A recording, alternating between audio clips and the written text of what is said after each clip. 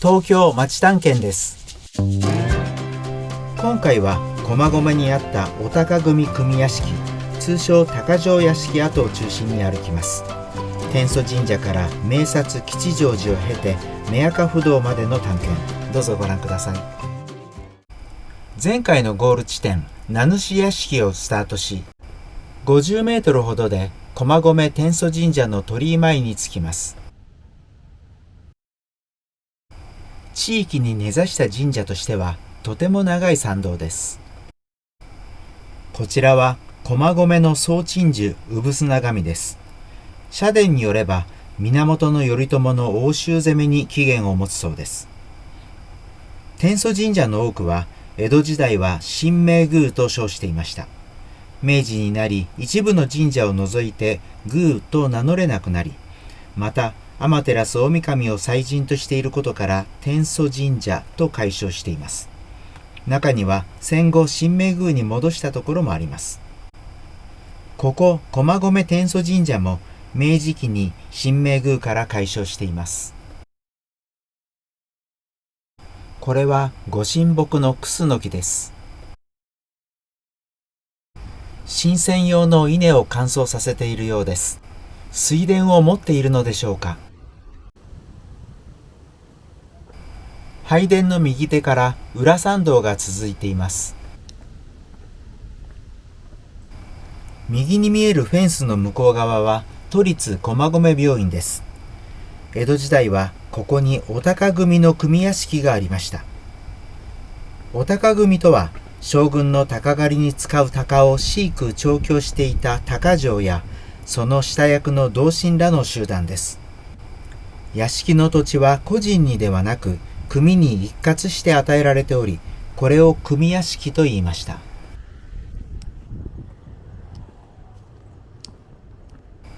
ここに7基の庚申塔が立っています。どれも風化が進んでおらず、正面金剛や三猿などの姿や作られた年などの文字がきれいに見えます。文字部分が破損している一基を除けば、江戸初期から中期にかけての比較的古いものです。画面左端のものが最も古く、慶安元年1648年の造立です。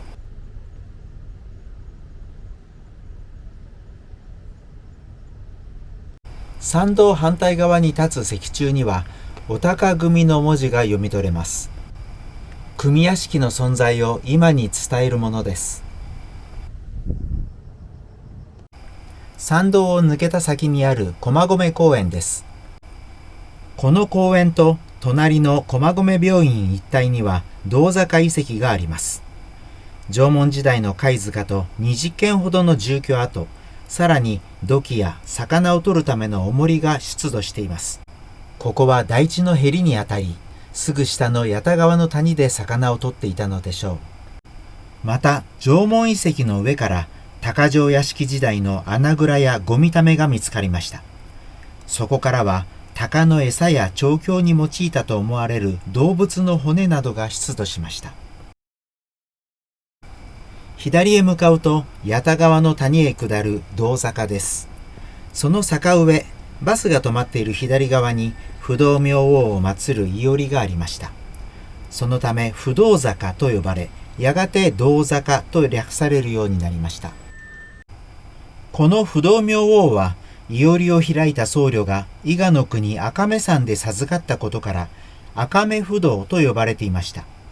鷹狩りに訪れた将軍家光がいおりに立ち寄った際、目黒不動、目白不動にちなみ目赤不動と呼ぶよう命じ、少し離れたところに治療を与えました。赤目から目赤に変わったわけです。後ほどこの目赤不動を訪れます。ここに銅坂遺跡の説明板と、おそらく貝塚の剥ぎ取り標本があります。白く見えるのが貝殻なのだと思いますが、距離が遠いのとアクリル板の汚れがひどくて判然としないのが残念です。駒込病院は都立病院として地域医療を担うと同時に、感染症の治療研究に長い歴史と実績があります。理化学実験でしばしば使用する駒込ピペットは、当院院長であった細菌学者の二木健三博士が考案したものです。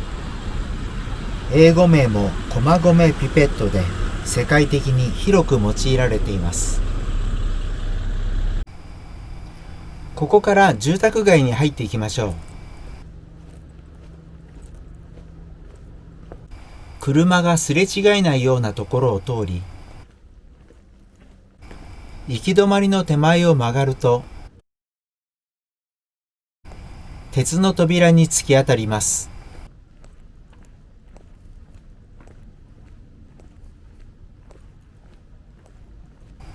と思いきや、細い通路があります。右手は駒込病院の敷地です。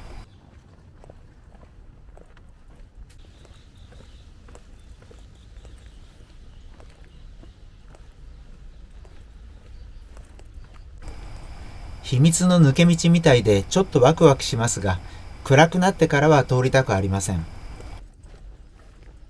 歩いている人とは出会えませんでしたが、自転車は何台か通り過ぎました。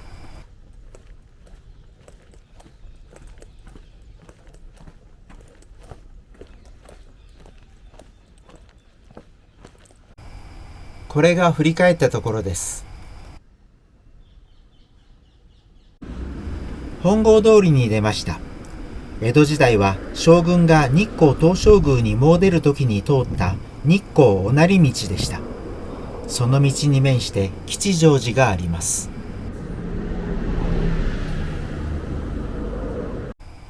ここは曹洞宗の寺院です。そしてまた僧侶の養成機関兼宗派の学問研究所である壇林、あるいは学寮と呼ばれる施設が設けられていました。扁額に書かれた千壇林がここにあった壇林です。1000名を超える学僧が学び、昌平坂学問所と並ぶ漢学研究の中心でした。現在の駒澤大学の前身の一つです。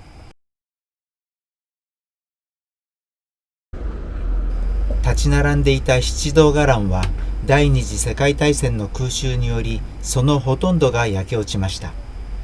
焼け残ったのは先ほどの山門とこれから向かう経蔵だけです。しかし広大な寺域は今も変わりません。ところで吉祥寺といえば中央線に駅もある武蔵野市吉祥寺との関係が気になります。この寺は明暦の大火で門前町ともども焼け、ここに移ってきました。その時、住まいを失った門前町の住人や農民に対して幕府は武蔵野の開拓を募りました。条件は5年間の扶持米と家の建築費用の貸与。それに応じた人々が武蔵野に移り、開拓地を吉祥寺村と名付けました。本堂を正面に見て右に曲がると、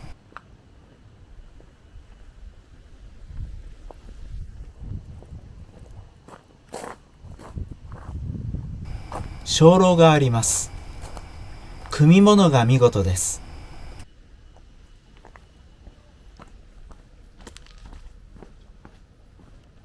その奥に繊細に焼け残った経蔵が立っています。一度火災に遭い、江戸時代後期の再建だそうです。経蔵はお経をしまっておくところですので、千壇林の図書収蔵庫でした。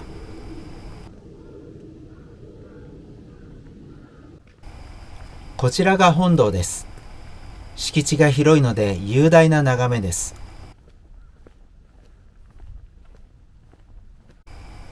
これは栗だろうと思います。大寺院だけに多くの大名旗本有名人の墓があります。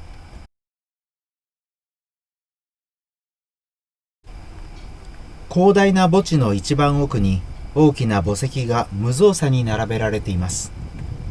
土佐大守などと書かれたものもあり、名のある武家の墓石だと思いますが、お参りする縁者もいないようです。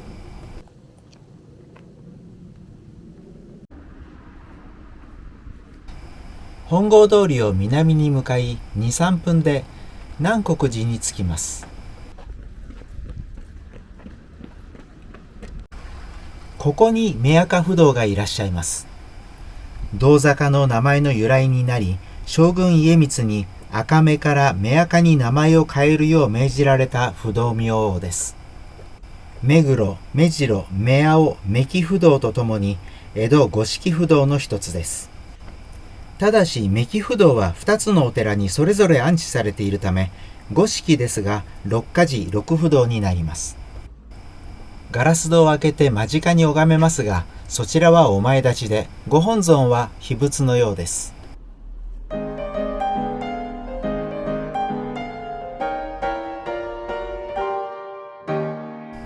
今回の動画はここで区切ります。最後までご覧いただきありがとうございました。次回は駒込の寺町を通って白山下に向かいます。次の動画もぜひご覧ください。